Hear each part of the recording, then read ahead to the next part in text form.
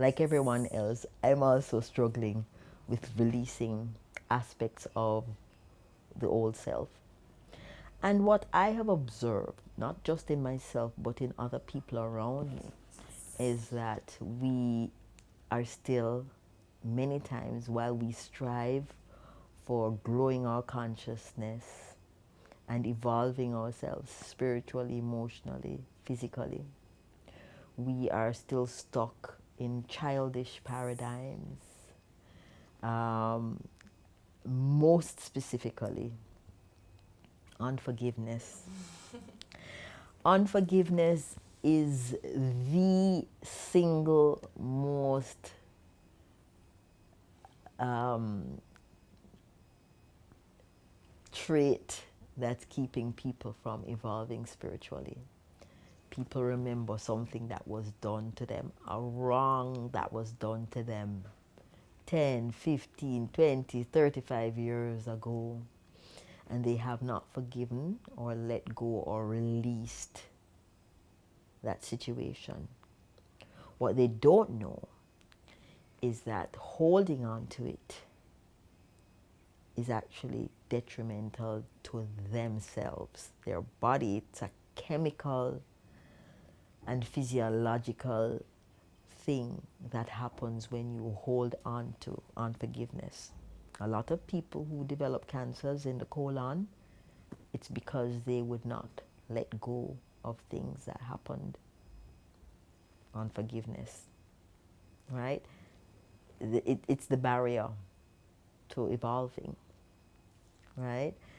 Some of us hold on to unforgiveness of a teacher that wronged us, someone that bullied us in school, but we carry that victim situation all through our life because we have not let it go.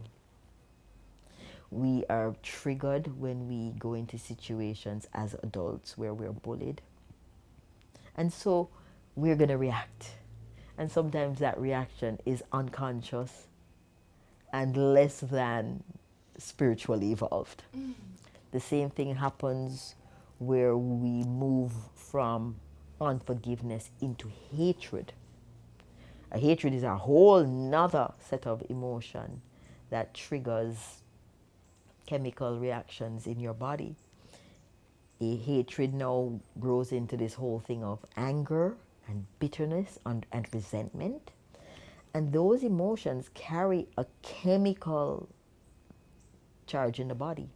They will say that the heart generates a charge when it's generating loving thoughts. Apparently, and this is something I've just learned recently, when there's anger or hatred in the heart, it generates a lot of sodium. And so your body now becomes what they call salty. In Jamaica, we say you're salt. And bad things happen. So that's why when people walk around with a lot of anger and resentment and bitterness in them, they now start to attract negative things in their life. A sequence of negative things start to happen. And then in Jamaica, we would say, yeah, man, them salt. This happened and then that happened and then that happened. If you went and did a thorough examination of that person, you would find that they're carrying a lot of bitterness, anger, resentment, unforgiveness in them. You also will see it in someone's face, in how they age. And we'll see some people and we'll see, oh my goodness, they're just aging beautifully. And they carry so much light.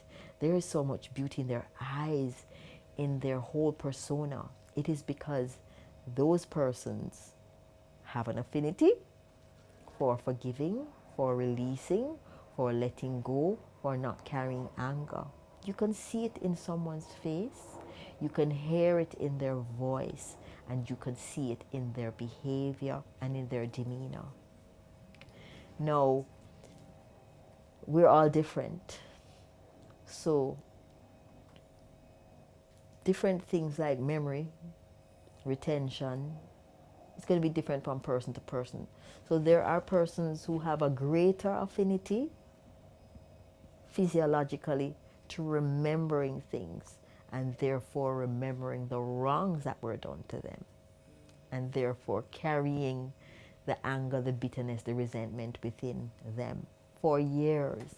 And then there are those people who don't think about what happened to them 25 years ago. They really don't remember, and they, have dismissed it. They don't think about it. They're just living in the present and moving forward. So there are actually personality types that hold on to things, and their personalities that just let them go and move forward. Women tend to hold on to things longer. It's just how we're designed. Men, they'll remember it. It will be a problem. They'll be angry, and then they let it go and move on. So what it requires for us to grow in consciousness and grow spiritually and evolve as a person is for us to recognize these traits in ourselves and manage them. So I was a hothead when I was younger. Everybody, my dad used to call me warlock because I was always at war. But I had to stop and calm myself down, watch how I reacted, manage my reactions, manage my outbursts, manage how I use my words, manage my tone, manage my body language, manage how I put my face, just so that I wouldn't incur the wrath of any more people, because then if you trouble me, I go and trouble you back. It's going to be a war. I'm a Jamaican first. But with time and with age, one recognizes the importance of managing themselves, managing their emotions, managing their thoughts, managing their reactions. And that helps to evolve you.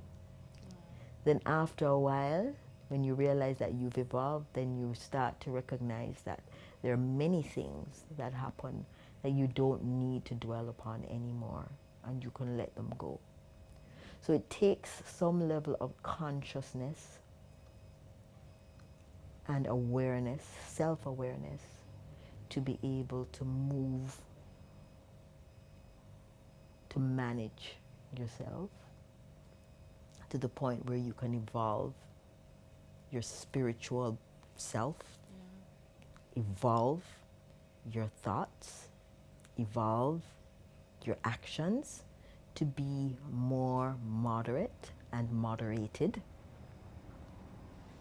and to manage yourself so that you don't infuriate others, offend others, and create situations that constantly escalate.